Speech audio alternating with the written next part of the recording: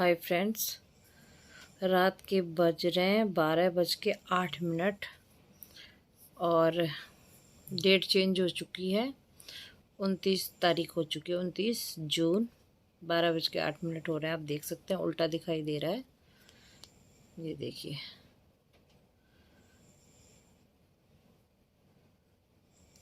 और मैं सोने की नाकाम कोशिश कर रही हूँ, मुझे नींद नहीं आ रही है। और रह रह करके मुझे वो सीन याद आ रहा है हॉस्पिटल का, जब मैं हॉस्पिटल गई थी। आप सबको पता है 23 जून मेरी तबीयत ख़राब हो गई थी और मेरे चेस्ट में पेन हो रखा था और मेरा बीपी भी शूट हो गया था। और जो कि मेरा कभी बीपी हाई होता नहीं है, मेरा बीपी लो ही होता है ज़्यादातर। और कुछ दिनों से लो भी नहीं हो रहा था और मैं एकदम ठीक थी। 23 जून को अचानक से दोपहर में मेरी तबीयत ख़राब होना शुरू हुई और मैं कहीं चल नहीं रही थी, कोई काम नहीं कर रही थी। मैं सिर्फ बैठी हुई थी और अपने बच्चे को होमवर्क करवा रही थी बैठ करके, अच्छे से, बहुत ही सुकून से थी। कोई टेंशन नहीं, कोई कुछ नहीं। अचानक से मेरा बीपी शूट हुआ और मैंने थोड़ा सा नॉर्मल होने की कोशिश की और पानी वानी पिया, रिलैक्स होने की कोशिश की। उसके बाद में मेरे पसीने आने लगे बहुत तेज़ और मेरे ये पूरा जो लेफ़्ट का शोल्डर, ये पूरा कंधा, ये पूरा हाथ, और मेरा बहुत ज़्यादा पेन करने लग गया। चेस्ट में पेन हो रहा था, पीछे की साइड में पेन हो रहा था और मैं बहुत ज़्यादा प्रेशर में, ऐसा लग रहा था कि कुछ कुछ दबाव सा है एकदम से। बहुत ही अनईजी फील हो रहा था। तो मैं क्या कि कोई रिस्क नहीं ले सकती थी। माँ बेटे हम अकेले हैं। अब मैं सिंगल मॉम हूँ, वर्किंग भी मैं हूँ और मेरी वजह से ही मेरा घर चलता है। मेरा एक बेटा है जो भी बहुत छोटा है, तो मैं कोई भी रिस्क नहीं लेना चाहती थी। तो मैं तुरंत के तुरंत एक जाने माने हॉस्पिटल में गई। मैं नाम नहीं मेंशन करूँगी यहाँ हॉस्पिटल का, लेकिन मैं प्राइवेट हॉस्पिटल में गई क्योंकि मैं एक गवर्नमेंट कर्मचारी हूँ। तो मेरा आरजीएचएस का कार्ड बना हुआ है। 2004 के बाद की मेरी पोस्टिंग है। तो मुझे जहाँ तक पता था कि मेरे को लिस्ट में मैंने नाम देखा था उस हॉस्पिटल का। अच्छा, मैं वहाँ पे चली गई। तो वहाँ पे क्या हुआ कि इमरजेंसी में हमने दिखाया, मैंने दिखाया इमरजेंसी में जा कर के। कार्डियोलॉजिस्ट के लिए मैंने बोला। उन्होंने मुझसे पूछा कि आप कोई अपनी चॉइस का कोई कार्डियोलॉजिस्ट लेना चाहते हैं क्या। तो मैंने कहा अभी इमरजेंसी में जो भी, एक्चुअल में मुझे कोई जानकारी नहीं थी वहाँ कौन से डॉक्टर वहाँ पे हैं, कार्डियोलॉजिस्ट जो हैं स्पेशलिस्ट। और मुझे इतनी नॉलेज भी नहीं थी और उस टाइम में इस तरह की स्थिति में नहीं थी कि मैं कुछ चूज करूँ। एक तो मेरे दर्द हो रहा था, बीपी शूट हो रहा था, पसीने आ रहे थे। दूसरा को एक होता है ना साइकोलॉजिकली, एकदम से ऐसे प्रेशर बन जाता है इंसान के ऊपर, चाहे वो पेन किसी और वजह से हो रहा हो। लेकिन आजकल का जो हम लोगों का लाइफ स्टाइल चल रहा है, ज़्यादातर लोगों का, आए दिन इस तरह की हम चीज़ें मिसहैपनिंग सुनते हैं।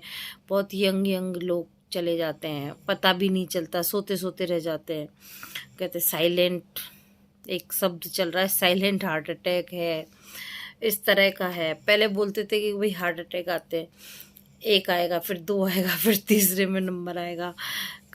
आजकल तो ऐसे हो रहा है कि पता ही नहीं चलता कि हार्ट अटैक भी आया है। पहले से कोई प्रॉब्लम नहीं, कोई भी उनकी हिस्ट्री नहीं है, फैमिली की कोई भी इस तरह की हिस्ट्री नहीं है हार्ट डिजीज़ की। और पता चलता है कि रात को सोते सोते रह गए और निकल लिए। तो इस तरह का जो माहौल चल रहा है, तो ये अपने आप में एक प्रेशर बिल्ड हो जाता है। तो इमरजेंसी में गए। इमरजेंसी में जाने के बाद में उन्होंने मेरे ईसीजी की, ईसीजी हो चुकी थी। तो उन्होंने आकर के बोला कि ब्लड टेस्ट होगा, टीएमटी टेस्ट होगा, इको होगा। तो मैंने कहा आप वैसे ही मुझे देख लीजिए, इतने सारे टेस्ट की अभी ज़रूरत हो तो करवा लीजिए। तो मैंने कहा मैं पैसे तो नहीं, मैं आरजीएचएस का कार्ड में लेके आई हूँ। तो बोले आप रिसेप्शन पे जाके बात कर लीजिए। तो हमने रिसेप्शन पे जाके बात की।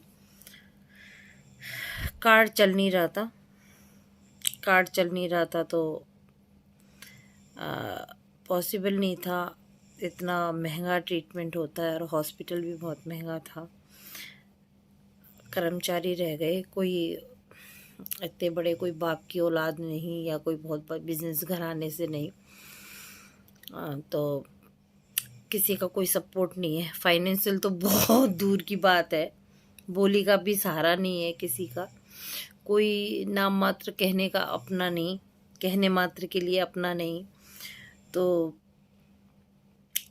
मैंने कहा अगर आरजीएचएस कार्ड नहीं चलेगा तो ठीक है, आप मुझे दे दीजिए, दवाइयाँ दे दीजिए और मैं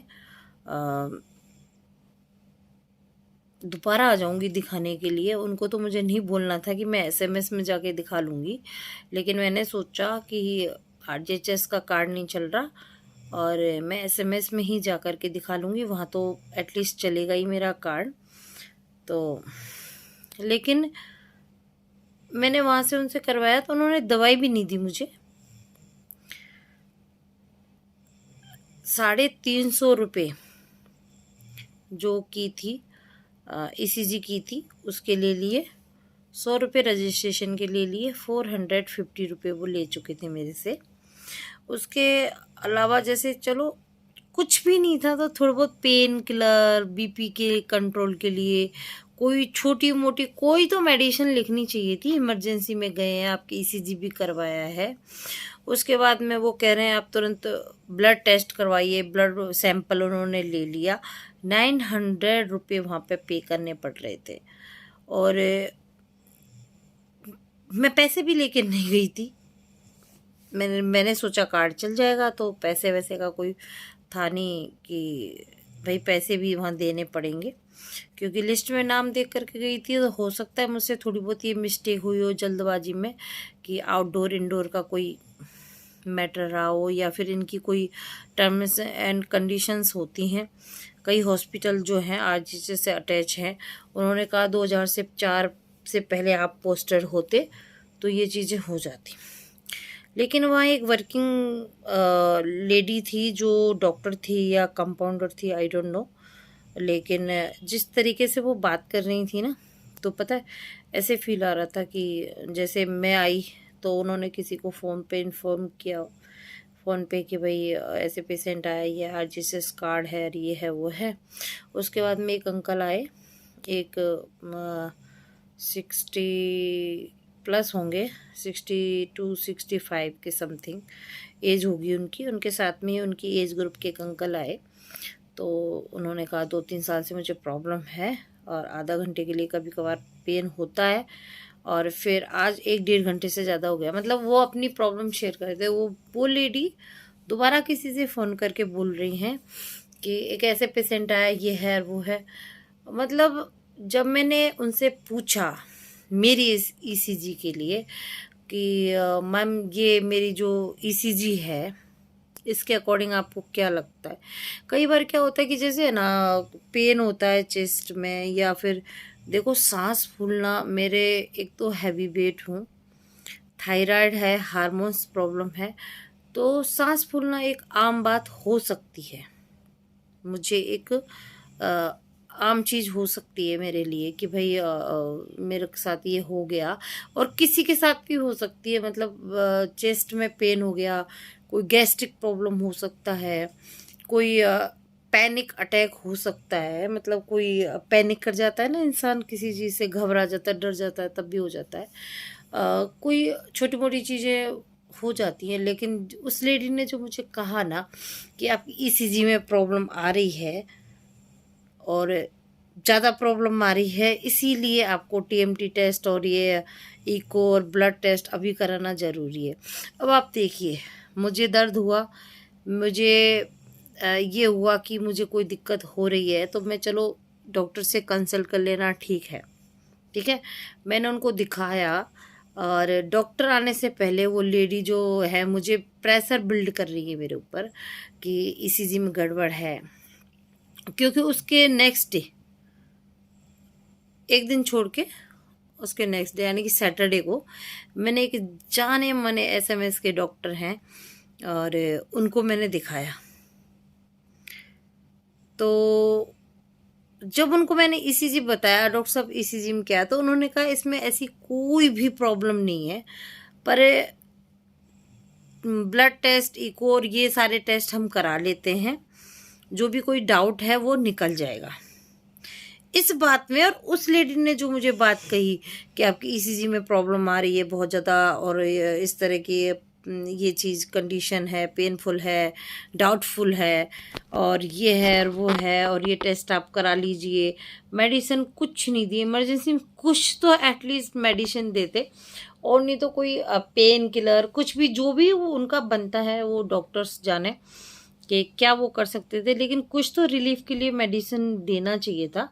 आपने ईसीजी कर दिया रजिस्ट्रेशन फीस ले ली, मेडिसिन भूल गए और ऊपर से आप पेशेंट को मतलब प्रेशर बिल्ड कर रहे हैं कि अगर उसको हार्ट अटैक नहीं हो तो भी आ जाए।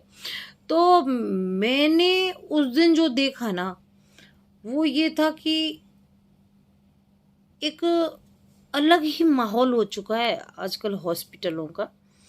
और जहाँ तक मैंने महसूस किया, जैसे आरजीएचएस की ये जो है स्कीम गवर्नमेंट ने शुरू की है, बहुत अच्छी स्कीम शुरू की है, लेकिन जहाँ कुछ इसकी पॉजिटिव साइड्स होती हैं, किसी भी स्कीम हो, कोई भी योजना हो, वहीं इसके नेगेटिव साइड्स भी कहीं ना कहीं हमें नज़र आती हैं।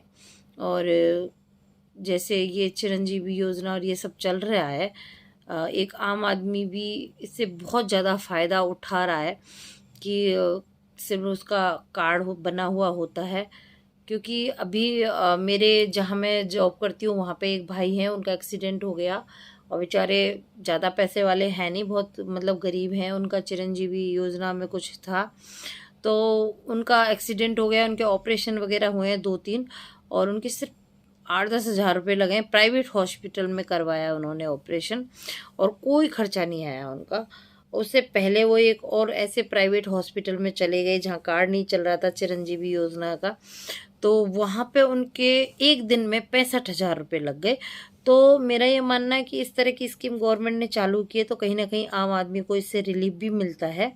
लेकिन मैं इसकी बात करूँ तो नेगेटिव साइड्स की अगर मैं बात करूँ तो ऐसा लगता है जैसे आजकल जो कुछ लोग हैं, सभी के लिए नहीं बोल सकते, ना ही मैं किसी हॉस्पिटल विशेष का नाम ले रही हूँ, लेकिन जो मैंने महसूस किया, कुछ लोग ऐसे हैं कि जो इस चीज़ को एक ऐसा मौके के रूप में इस्तेमाल कर रहे हैं, या मिसयूज वर्ड प्रॉपर रहेगा इसके लिए, कर रहे हैं कि गवर्नमेंट से पैसे तो मिल ही जाने हैं, कोई पेशेंट आ जाए बस उनके पास में, उसके बाद में ये करो, ये टेस्ट, वो टेस्ट, नहीं बीमारी है तो भी अपेंडिक्स का दर्द है और कह देंगे तुम्हारी किडनी खराब हो गई है। मतलब इस तरह का मुझे माहौल लगा।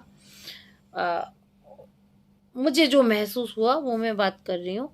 मैं किसी को हर्ट नहीं करना चाहती और ना ही मैं किसी चीज़ के लिए किसी को टारगेट करके ये सब बोल रही हूँ।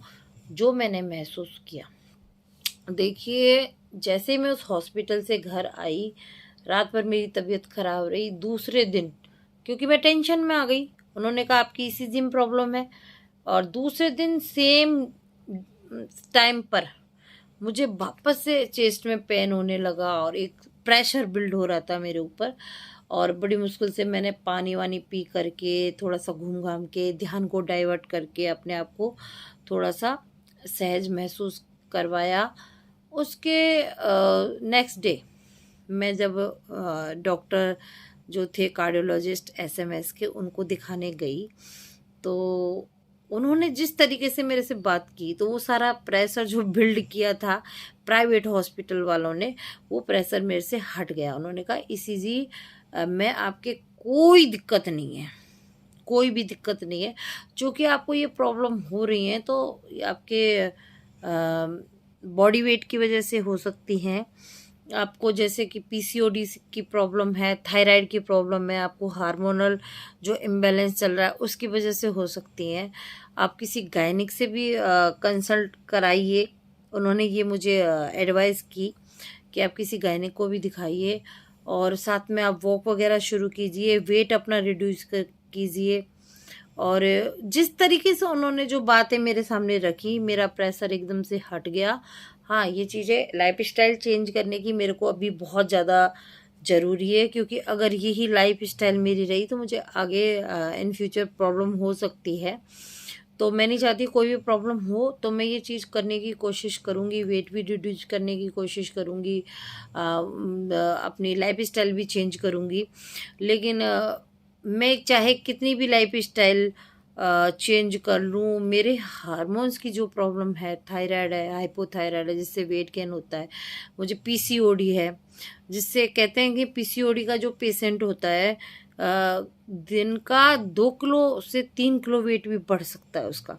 इस तरह का मैंने रिसर्च किया गूगल पे और कई जगहों पे, लोगों वीडियो वगैरह देखे, डॉक्टर्स की बातें सुनी है उनके अकॉर्डिंग। हालांकि मैं बहुत ही सारी चीज़ खान पान बहुत कंट्रोल में करती हूँ।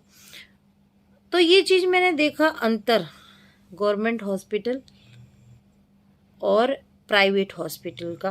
प्राइवेट हॉस्पिटल वालों ने मेरे पे प्रेशर बिल्ड किया, मुझे टेंशन दी और जो मेरे गवर्नमेंट हॉस्पिटल के डॉक्टर थे उन्होंने मेरे प्रेशर को हटाया, मुझे काम किया। और मतलब मुझे एक भी बार पेन नहीं हुआ, ना मेरे बीपी इधर उधर हुआ, कोई भी मुझे दिक्कत नहीं हुई है, मैं एकदम ओके हूँ।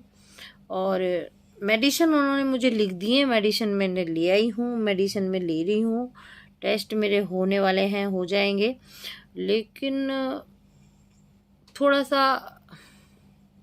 मेरा ये मानना है, अगर आपको इस तरह की कोई प्रॉब्लम हो रही है तो गवर्नमेंट हॉस्पिटल के डॉक्टर बेस्ट हैं। और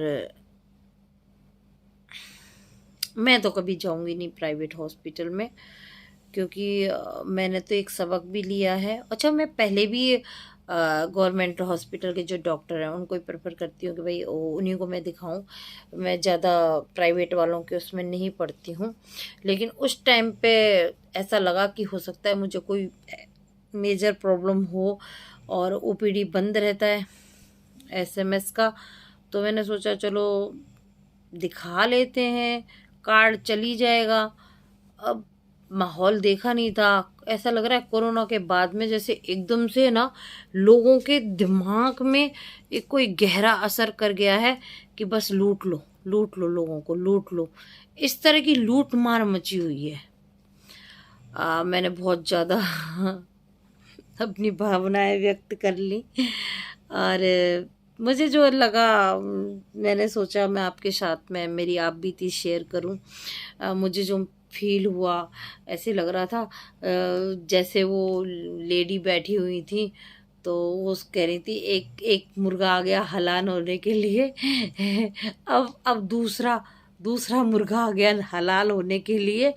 मतलब ऐसी ऐसी वाली फीलिंग आ रही थी मुझे। तो अगर हो सकता है मैंने वहाँ पर टेस्ट करवाए होते ना तो मेरे अब तक कोई चीर फाड़ भी उन्होंने कर दी होती। मतलब कोई ऑपरेशन वगैरह बता के कर भी दिया होगा।